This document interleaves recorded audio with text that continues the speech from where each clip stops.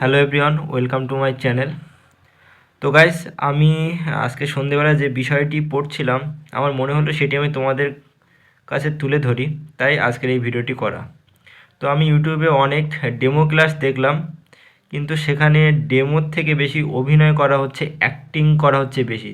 তো এরকম over acting করলে হয়তো মানে যারা ইন্টারভিউ বোর্ডে থাকবেন তাদের কাছে হয়তো সন্দেহ হবে যে আপনারা ইউটিউব দেখে হুবহু যেটা দেখেছেন সেটাই ঝেড়ে দিচ্ছেন।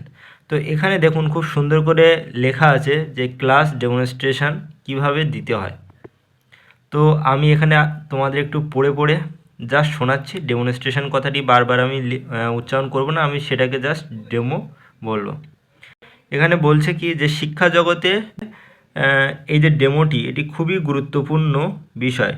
ডেমোর দ্বারা শিক্ষক মহাশয় ছাত্রছাত্রীদের কাছে কোনো পাঠ্য বিষয়ের মধ্যে বাইরের কোনো জ্ঞান সহজে সুন্দরভাবে বুঝিয়ে তাদেরকে মন্ত্রমুগ্ধ করতে পারেন। আমি এতটা পড়তে যাচ্ছি না। তো এখানে দেখুন কি বলা হচ্ছে, একটু নিচে আসলে, যে সাধারণত এর জন্য শ্রেণীকক্ষের মধ্যে 30 বা 35 মিনিট সময় শিক্ষক মহাশয় পেয়ে থাকেন যে একটা ক্লাস নেওয়ার জন্য। কিন্তু বর্তমানে পার্সোনালিটি টেস্টের সময় হবু শিক্ষক মহাশয়রা 5 বা 7 মিনিটের বেশি সময় পাবেন না। সঠিকভাবে ডেমনস্ট্রেশনের জন্য একজন শিক্ষক মহাশয়কে ব্ল্যাকবোর্ড বা হোয়াইট বোর্ড এবং চার্ট মডেল ব্যবহার করতে হয়, কিন্তু পার্সোনালিটি টেস্টের কক্ষে হোয়াইট বোর্ড বা ব্ল্যাকবোর্ড থাকতে পারে বা নাও পারে। সুতরাং বোর্ড না থাকলে বোর্ড ছাড়াই কেবলমাত্র বক্তব্যের মাধ্যমে মডেল চার্ট ছাড়া ডেমনস্ট্রেশন ক্লাস শেষ করতে হবে।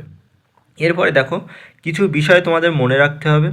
তোমাদের বারবার বলবো, বেশি তোমরা অভিনয় করবে না। ইউটিউবে যেরকম ভিডিও তোমরা দেখছো সেই ভিডিও দেখে বেশি ওভার অ্যাক্টিং করলে কিন্তু ইন্টারভিউ বোর্ডে যারা আছে তারা কিন্তু বুঝতে পারবেন যে আপনি ইউটিউব থেকে ভিডিও দেখে এসে সেই অভিনয়টাই ওখানে করছেন। এখানে বলছে যে ডেমনস্ট্রেশনের সময় পরীক্ষার্থীদের নিম্নলিখিত বিষয়গুলি মনে রাখতে হবে। এই সময় কোনো ছাত্রছাত্রী কক্ষে থাকবে না। বোর্ড মেম্বারদেরকে ছাত্রছাত্রী মনে পাঠ করে পাঠদান করবেন। সময় খুবই কম, 2 থেকে 3 মিনিট বা তারও কম। সুতরাং পাঠদানের মৌলিক বিষয়গুলি এই সময়ের মধ্যে যেন উল্লেখ থাকে। ডেমনস্ট্রেশনের টপিক বা বিষয় বোর্ড মেম্বাররা উল্লেখ করতে পারেন না বা যে কোনো বিষয় দিতে পারেন। সুতরাং সব ধরনের পরিস্থিতির জন্য তৈরি থাকতে হবে। ডেমনস্ট্রেশন অনেক বিষয়গুলির মধ্যে গুরুত্বপূর্ণ বিষয় হলো বিষয়ের মধ্যে প্রবেশের জন্য শিক্ষক মহাশয় মনোযোগ আকর্ষণকারী বিষয় অবলম্বন করবেন। বিষয় অবতারণা, ছাত্রছাত্রীরা মন দিয়ে শুনছে কিনা তা জানার জন্য চটজলদি প্রশ্ন ইত্যাদি তৈরি করা। অর্থাৎ এখানে যেটা দেখলাম যে আমাদের ডেমো দেওয়ার জন্য কিন্তু সময় খুবই কম, 2 থেকে 3 মিনিট থাকবে। তো এই 2 থেকে 3 মিনিটের মধ্যে আমাদের যে টপিকটা দেবে সেই টপিকের সবথেকে যে গুরুত্বপূর্ণ বা ভাইটাল যে জিনিসটা সেটা নিয়ে কিন্তু আমাদের আলোচনা করতে হবে। আরেকটা জিনিস এখানে এই পেজে আমি দেখলাম, এক সেকেন্ড, ডেমনস্ট্রেশন যেটা সংক্রান্ত গাইড। ডেমনস্ট্রেশন দেওয়ার সময় আগেই বোর্ডের দিকে ঘুরে তাকাবেন না। প্রথমে সামনের দিকে তাকিয়ে বাচ্চাদের সাথে কথা বলার মতো অভিনয় করতে হবে।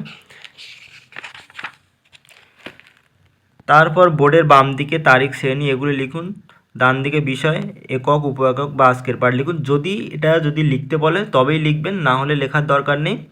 ডেমো টিচিং দেওয়ার সময় একদম নার্ভাস হবেন না, সোজা হয়ে ডেমোটি দেবেন। বিষয়বস্তু শুরুর আগে শিশুদের পূর্বজ্ঞান অবশ্যই যাচাই করবেন। এক জায়গায় একভাবে দাঁড়িয়ে ডেমো দেবেন না, হাঁটাচলা করুন। সাধারণ থেকে বিশেষের দিকে বিষয়বস্তু নিয়ে যাবেন। যেটা আমরা সিডিপিতেই পড়েছি যে কোনো একটা বিষয়বস্তু যখন আমরা বাচ্চাদেরকে পড়াবো তখন সেটা সাধারণ থেকে বিশেষের দিকে নিয়ে যেতে হবে। আর যেটা আমরা পড়াচ্ছি তার আগে যেটা আমরা পড়িয়েছি সেই বিষয়বস্তুর পূর্বজ্ঞানটা যাচাই করতে হবে। যেখানে যেমন টিএলএম ব্যবহার করার দরকার সেখানে সেভাবে ব্যবহার করতে হবে, অবশ্যই সেটা বোর্ড মেম্বারদের পারমিশন নিয়ে। তো গাইস, এটাই ছিল আমি যে বইটা ফলো করি সেখান থেকে তোমাদের কিছু সাজেশন দিলাম। যদি তোমাদের ভালো লাগে অবশ্যই ভিডিওটি লাইক শেয়ার করো। Thank you, bye by.